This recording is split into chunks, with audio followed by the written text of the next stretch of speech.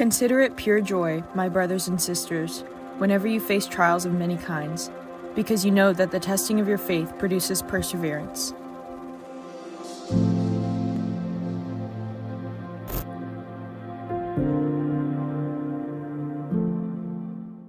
Hi, everybody. Welcome to Chapel. I pray that you guys are staying safe and healthy during these times of uncertainty. I encourage you guys to come and join us as we sing 10,000 Reasons.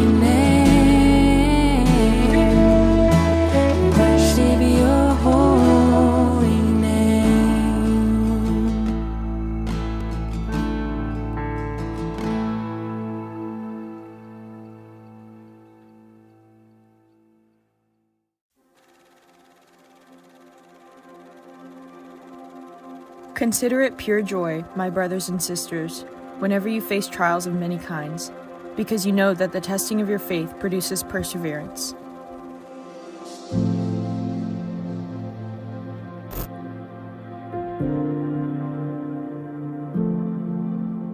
All right. Well, welcome to Chapel. I'm grateful to be able to spend some time with someone many of you may know, but many of you may not. And so this can be your introduction to her. This is Coach Cheryl Jean-Paul. Cheryl, how you doing?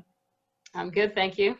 Coach Cheryl is the women's basketball coach here at Trinity, and she's been here for a good number of years. And we're just going to talk today a little bit about her background, the highlighting Black History Month, and some things that maybe are going on campus that we all would want to be interested in. So welcome to Chapel, I guess, Coach Cheryl. It's so weird because it's all virtual, but welcome to Chapel. Tell us just a little bit about your background, where you're from, and how you landed at Trinity. I'm originally from Winnipeg, Manitoba, best city in Manitoba. We'll put it that way. I grew up playing basketball, and so it's just been a journey of going from a former athlete to getting into coaching on the side to, taking coaching to the next level and deciding to make it a career. And as I was developing from a coach's perspective, it was just that I felt called to become a university coach. And so, the job at Trinity opened up, and it was a great opportunity to really be able to blend a lot of the different things that I'm passionate about. One obviously is basketball and teaching others and the leadership aspect of it, but then also to be able to integrate my faith into what I do on a daily basis. So this is year 11 for me. It's ridiculous that I'm in double digits here. It makes me feel very, I won't say old, but just mature, maybe. That might not even be the right word either. But yeah, so it is a lot of lessons that I've learned over the years, and it's just been quite the journey so far. Yeah. I mean, for those who don't know, we had a little podcast recording before for the Good News Stories podcast that I host. And so I kind of have a bit of the inside scoop. But tell folks about your background, like your racial and ethnic background. I am biracial. My dad is Haitian. My mom is of German Mennonite descent. I am a first generation Canadian.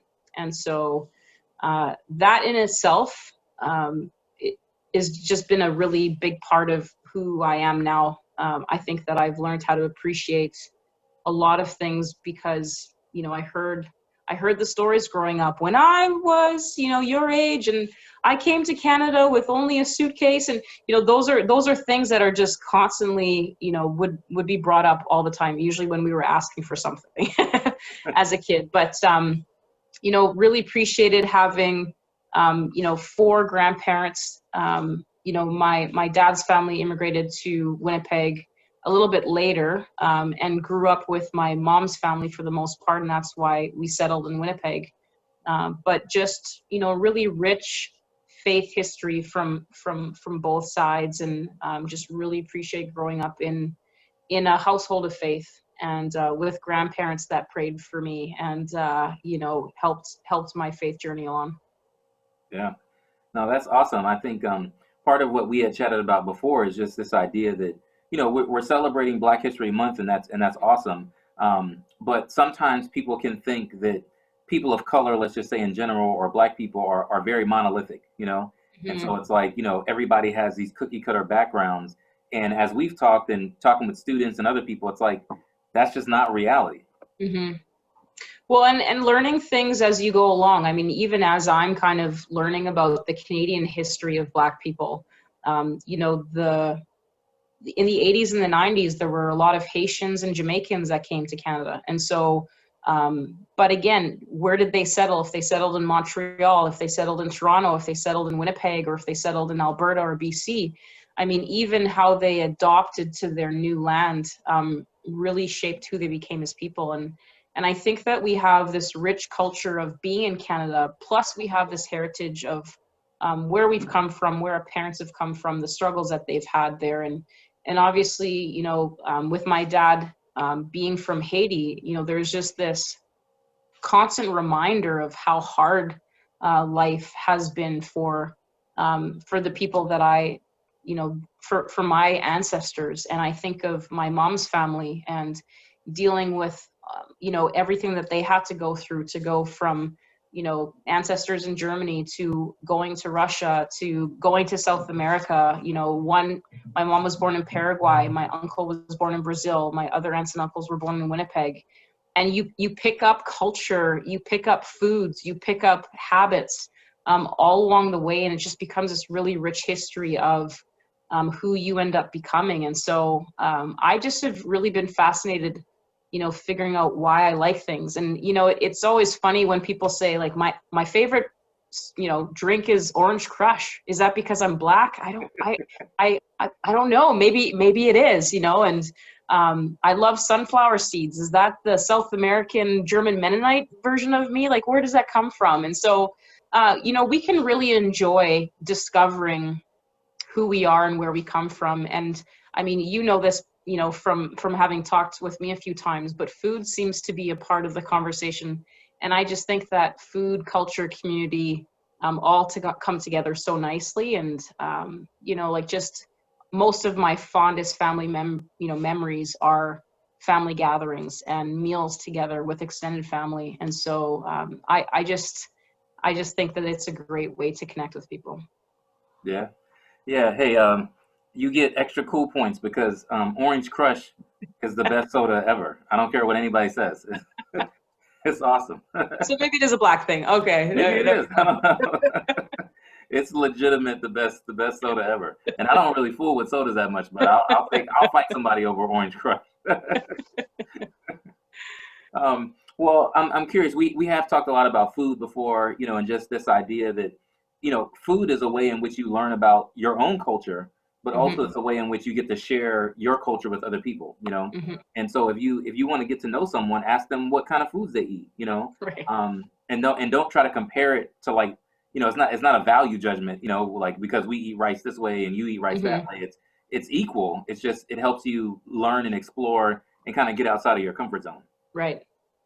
Yeah. Well, and that's the thing, like, Mennonite food and Haitian food are nowhere near each other. And so, my mom had a Mennonite way of making Haitian food, and my dad had this Haitian way of adopting Mennonite food, and it's like hot sauce does not belong on that, but yeah, we're putting it on there, and we need some spice or some heat in that. No, like this is how we're going to make it.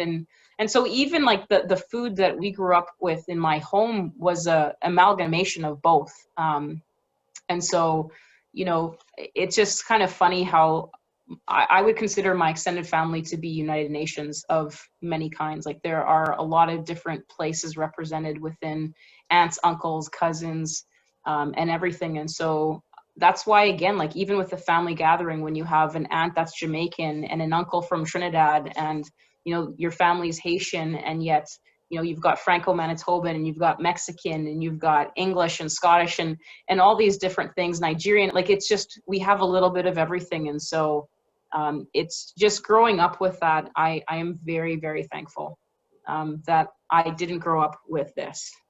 We, within our own family context, we had to appreciate where people were coming from. And I would hope that for other people, because it just adds layers to who you are.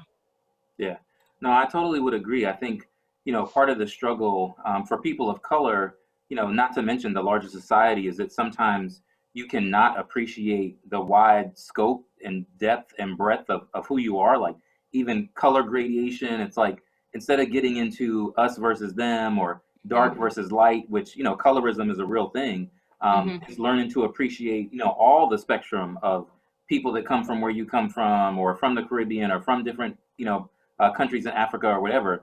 I think when we can all come together and really just appreciate the diversity, like this is what God created, it allows us to relate much better to each other and to participate in God's coming kingdom, to say like, no, these are God's values, every tribe, every tongue, every nation being valued before God. Well, and I think that one thing that we're discovering even with our diversity council is that what someone looks like and where they're from might blow your mind. And so, we've had some student athletes that say, like, I know that I look like this, but my family's from here. And you're like, you're from where? That doesn't make sense. But our world is becoming global. And so to be able to look at someone and try to put them in a box is really not that's not how this world works anymore. And so someone who looks like me could be from here. You know, and if I were to say I'm from Greenland, would you look at me and be like, Greenland? Why not Greenland? I mean, I could be from anywhere. And I think that's the beauty of Canada, is that hopefully, you know, we back up what we say, that, you know, we believe that we have all of these different representations and we don't want them all to become the same.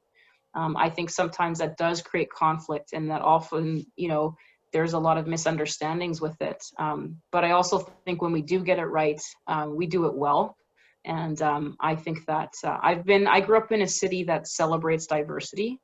And does that mean that there's not racial issues there? No, of course not.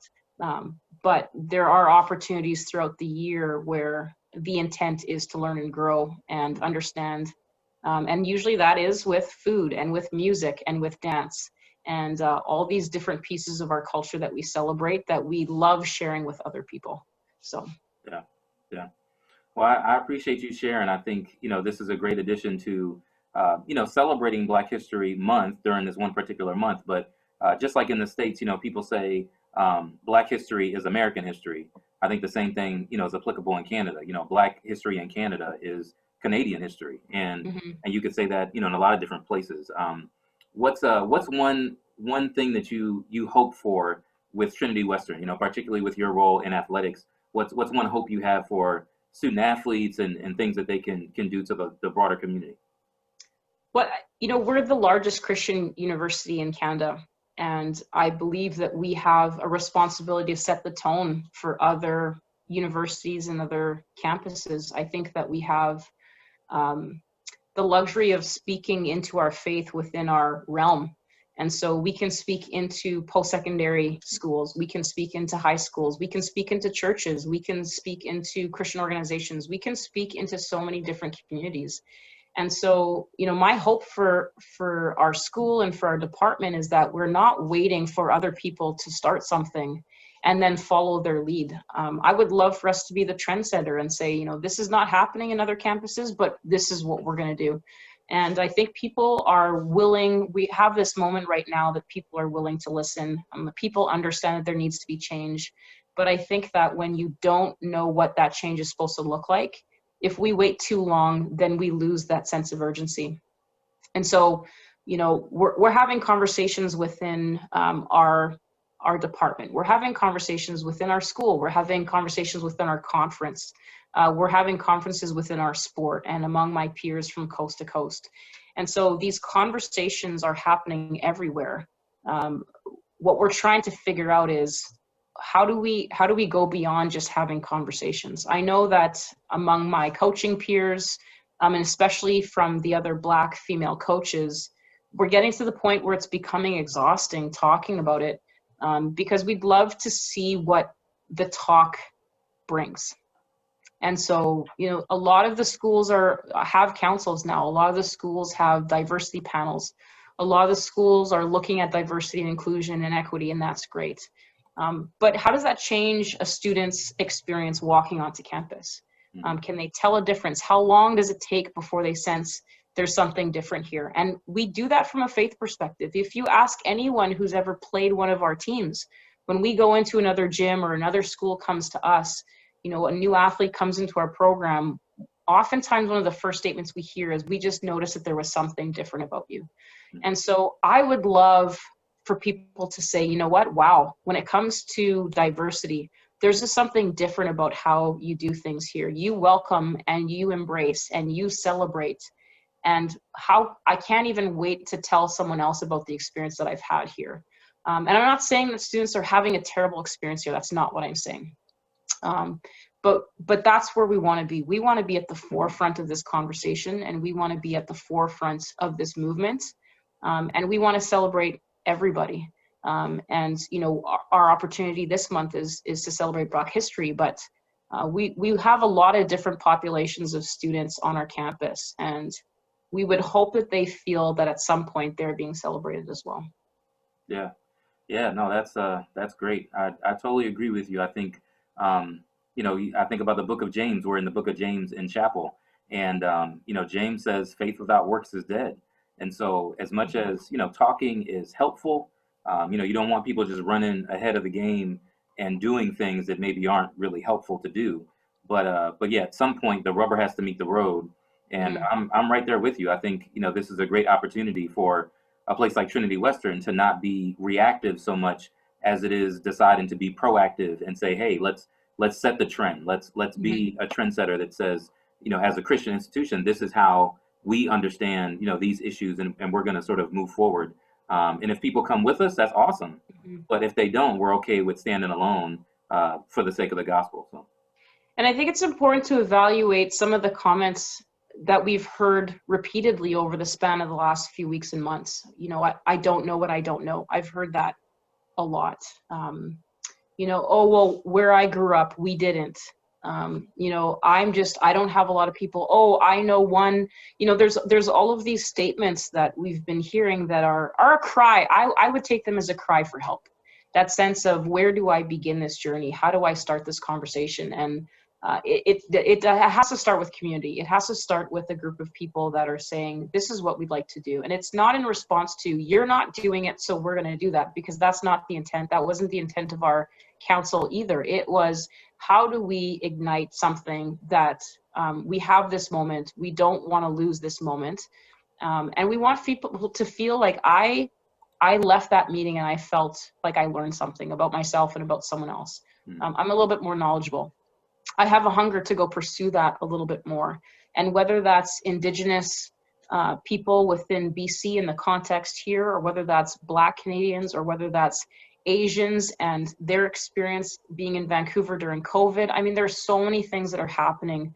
The South Asian population right now, with what's happening with their farmers, how much do we know with what's happening around the world? Because when a student is coming from one of those contexts and they come onto your campus, they're bringing that with them. And we want to be the kind of place that says, hey, how are you doing? Because we understand what's going on within your community, because it impacts them. It impacts their families. It impacts their extended families. And at the end of the day, it's going to impact them as a student. And when we talk about this platform where we're building godly Christian leaders, why would we not want to send those students back into those groups as godly Christian leaders? That's our opportunity.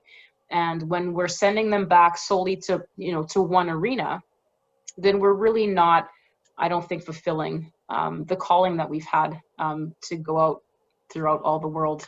And, that's who we need to be. I believe we do that well. But there's always areas that we can continue to grow. And I'm excited with, the global side of Trinity Western, and what's that going to do for the diversity of our campus, and, the different types of students that are, remotely learning and are learning here on campus. And we have multiple campuses, and, we want to make sure that we're seeing everybody and not just the people that we see in our day-to-day. Mm-hmm. Yeah. Amen. Amen. Coach Cheryl has been preaching to y'all this morning, so we're so grateful. But seriously, thanks so much for just taking some time. I know you got a lot of stuff going on, and you guys support the women's basketball team. I don't know, how things will go moving forward just because of the pandemic, but you guys support them. They're doing great work. And I'll get you out of here on this question. What's one thing that a lot of people don't know about you beyond Orange Crush soda? What's up that people don't know? Oh, okay. So some of my athletes, more my assistant coaches know this. My go-to post-game, game film, I'm going to be watching the game over again for the next 2 hours, meal or snack, is ginger ale, jalapeno chips, and some sort of candy. I like anything sweet, because sometimes that's just what it takes to get through watching a game over again, to keep me up for a few hours. But that's definitely my go-to. Licorice, I would say, strawberry, Twizzlers, like you can't go wrong with that. So I would say, yeah, I'm not an exciting person. I don't think I've ever claimed to be exciting, so I don't have these crazy stories. Well, maybe when I was younger, but we don't talk about those. But yeah, maybe they don't know. Now they know. If you ever see me, around campus, and I will never say no to Twizzlers. So that's just, I'm just putting that out there. Hey, that's good stuff. That's good stuff. She's helping y'all out. This is ways you can minister to Coach Cheryl, strawberry Twizzlers. Exactly. Awesome. Well, thanks so much. Thank you.